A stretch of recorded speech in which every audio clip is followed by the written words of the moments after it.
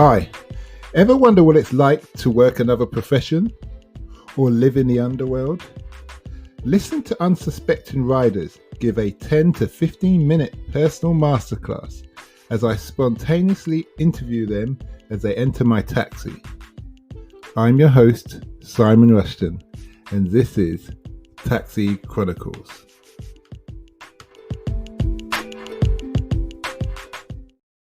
Morning. Yes, we're back with another rider, another episode, another story.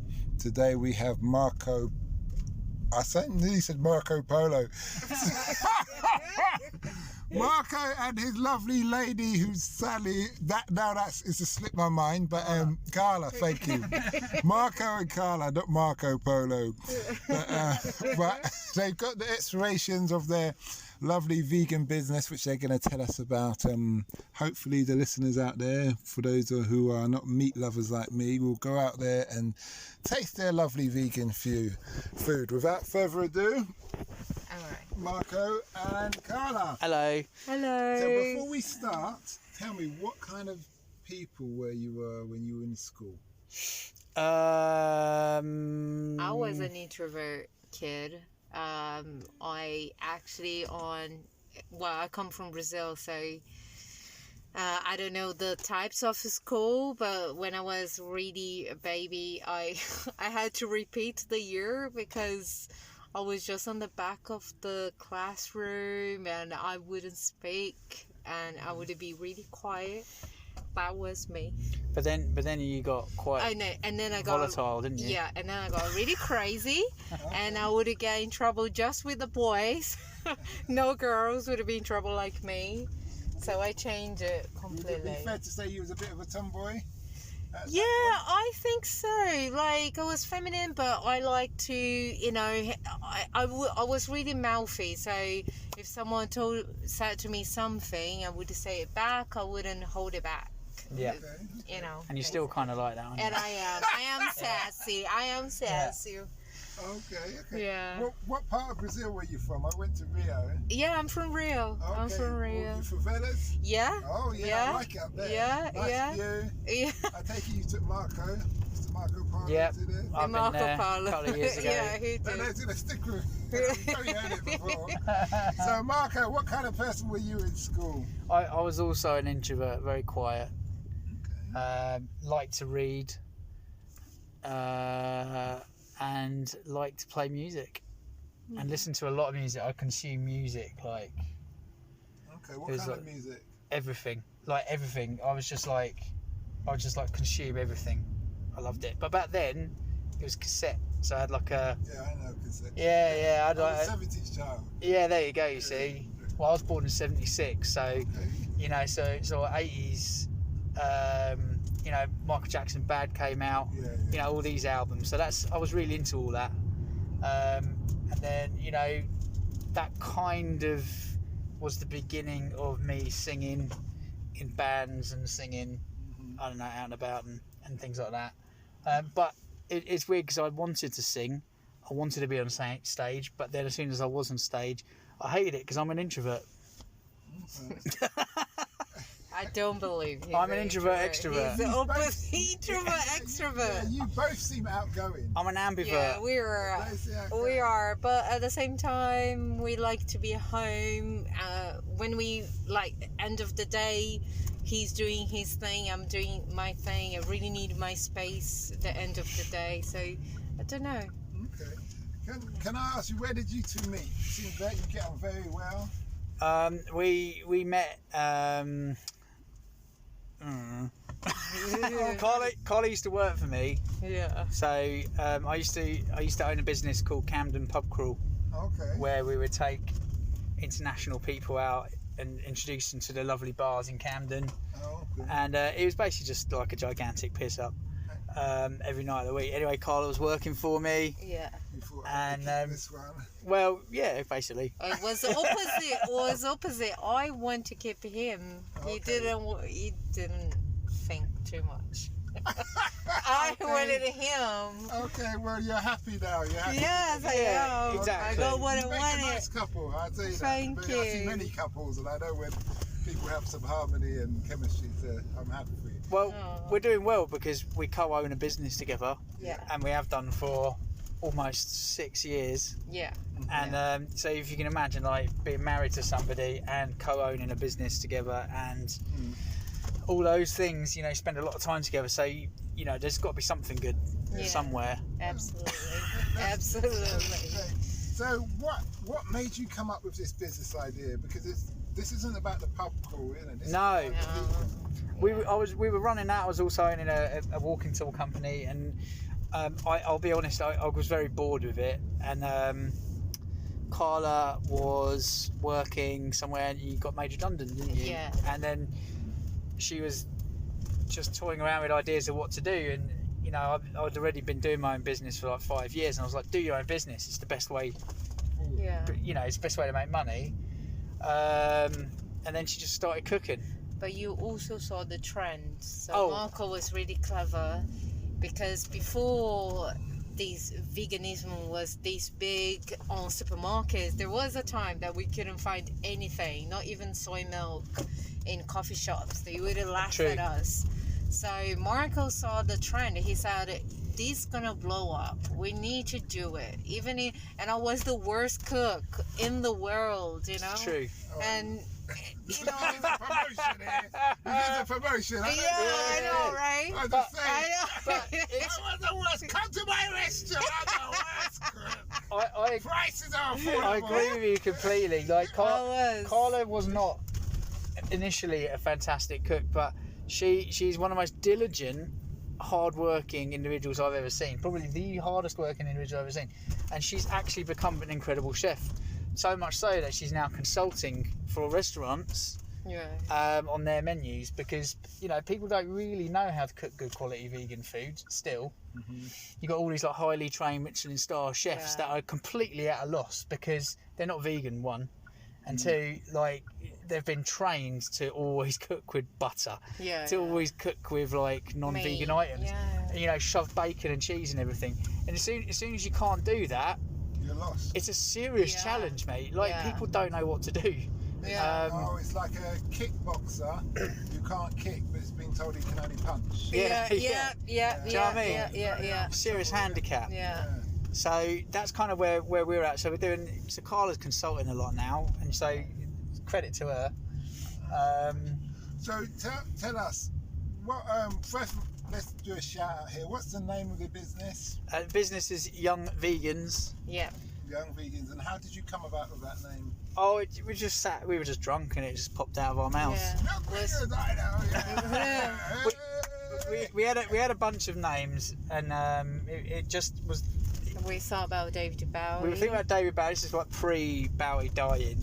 Yeah. So we were thinking about this character of someone who's like eternally energetic, like eternally youthful, feeling good. You know, when you feel happy, you feel energized, you feel good. And we were thinking these are all things that are synonymous with veganism. Yeah. And then there is his song that is Young Americans. Young Americans. That was, you know, all these kind of things inspired us. Yeah. But young vegan does sound trendy. It sounds like you're going to be the youthful. It's better than old vegan. Old vegans, yeah.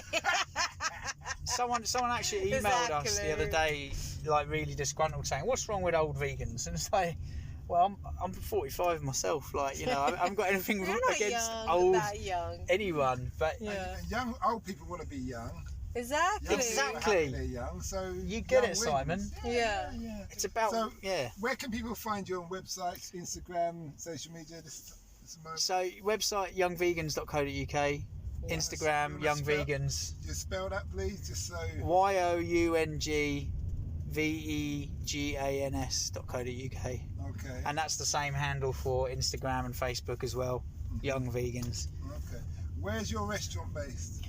We got the pizza shop over in Bethnal Green. What road? God, I can't remember. Cambridge Heath Road. I was going to say, mate, listen. 393 Cambridge Road. But you know, just turn up there in the Uber. Yeah, exactly. But it's been closed since March last year, but we're going to reopen it soon. Yeah.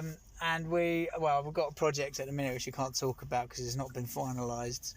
Do home deliveries? Yeah, so if you go to our website, you can buy everything that we make to cook at home. Also extra stuff for like other vegan items. Pies, pizzas, Like- cheeses, beers. Yeah, vegan cheeses. It's like a little supermarket, Yeah, basically. it's really nice. Okay, do you do wholesale? Yes, we do. Yeah. We wholesale. Yeah, We do everything. we do everything. And your other branch, you got Bethnal Green, and with the other branches. I can't talk about it because it's top secret. That's the one you can't talk Yeah. But it's coming. It's coming. It's coming, so Yeah. watch this space. Well, Yeah. exactly. Okay, that's good. That's good. So, what's the most popular dish and why? Do you think? Well, do you want to because answer that? yeah, we do different types of foods. We do pies and pizzas. I would say the most favorite pizza I think is the Dead Barbie, which is Dead Barbie. Dead Barbie. Yes. That sounds So, I can know about this. Yeah. he knows, he's not happy. So it has a barbecue base with vegan chicken and red onions. It's like your barbecue chicken pizza. When they say, I'm speaking as a person who's an avid meat eater, so these questions may seem kind of, Yeah. how do I put it? I'm curious. Yeah. Yeah. When you say vegan chicken, what is it actually? Seitan. So- Well, actually, it's Don't know. What it's made from the devil himself. what is seitan? It's a wheat gluten based protein. So we make with wheat protein, and we shape in a way that looks like chicken, and we flavor, and so it has the texture and all that like chicken. So it's a crop that Yes. just grows in the fields. Yeah. Yeah. Is it genetically modified? No, it's all natural products because it's the Satan. It's not an English word. It's actually From Indonesia. Indonesian. I mean, they've been making it for thousands of years. thousands of Oh, years. so it's a natural crop. Yeah. Oh, yeah, okay. yeah. So it's Oh, yeah, natural. Yeah. So can I ask you, is vegan, do they use any genetically modified products? Well, it depends on the person. You know, it's all like it's all ingredients. So it depends on the chef that's cooking. So Yeah. Well, what I'm thinking, Carol, is the way you have rules: no meat, no butter, no eggs, no what have you. yeah. Is that kind of part of the rules? Like, if I went to a vegan restaurant, I know I'm never going to get genetically modified food, or is it just like? No. That's no. separate from veganism. That's veganism is it's about not eating animals, Okay. but it still have the flavor. So a lot of people ask us, "You're vegan. Why you have to do vegan chicken or vegan beef?" Mm-hmm. We like the taste, but we don't want the animal suffering with that. So that's why we make the meat in vegan ingredients, and then you can have the taste, and it's not cruelty. It's not an animal was locked up for his life, or the cow that lost her babies and is crying, it's all horrible. But there's also a sustainability agenda as well. Absolutely. I mean, it's scientific fact that animal agriculture is the biggest cause of climate change. Yeah. So everybody needs to actually make an effort, but obviously everybody's not going to make an effort. So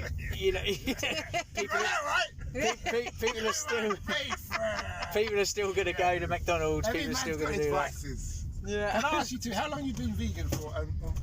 I am for 10 years, and you have been for Cool, dear. 7, 8. Yeah.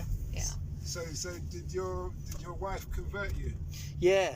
Well, when we moved in together. or was it a Samuel Jackson situation? What do you mean? My wife's this is a tasty burger. Oh yeah. My girlfriend's Absolutely. a vegetarian, which pretty much makes me a vegetarian. Yeah. Actually, absolutely. kind of. I mean, we honestly, it was very, very easy to do it. I just kind of thought I'd try it. But when we first started dating, I would take her to like the diner, and I'd eat like a blue cheeseburger, and she'd be having a salad, you know, and like I never really felt guilty either. Yeah. I felt like entitled to eat my meat. But then I thought I'd just give it a crack, and it was so easy and actually tasty. And I quite enjoyed, eating burgers for best part of my life, or eating animal-based products best part of my life. It was actually quite nice to have a bit of a change, to be honest with you. It's been a great conversation with you two. We're running out of time. All right, Two no worries. last quick questions. Yeah, go for it. What have you learnt in this industry that you wish you knew when you had started? Ooh. And the other question is, what's the impact you want to have on the world? Well, we everything that we do in terms of impact, everything that we do, we're trying to bring positive change. So we see ourselves as passive activists. So we're putting out amazing tasting vegan food that 50% of our customers are not vegan. They just like our food. Okay. And this is how we see change happening, not by. That's interesting. Well, for start, we don't really have much time either to do much else than what we do anyway. So this has to be it. But yeah, that's kind of where we sit. We're both quite ethical people, and we want to see positive change happening. Absolutely. So that's that. I can't remember the other question. The other question is, what have you learned? Maybe it's for the wife. Go for it. That you wish you knew when you had started. I think be basic. Don't overdo. Don't overthink. Start from the basics first, and then build your way up. Don't be scared of, I don't know, if you're baking a cake, don't feel scared to don't try to bake a wedding cake. Just start from the basics and then grow from there. Yeah.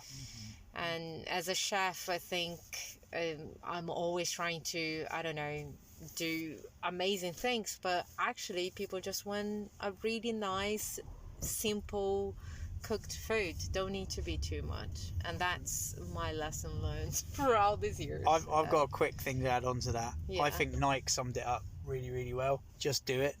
Yeah. That is probably the thing I've learned in the last 11 years of running my own businesses is that actually too much time is spent procrastinating and hesitating.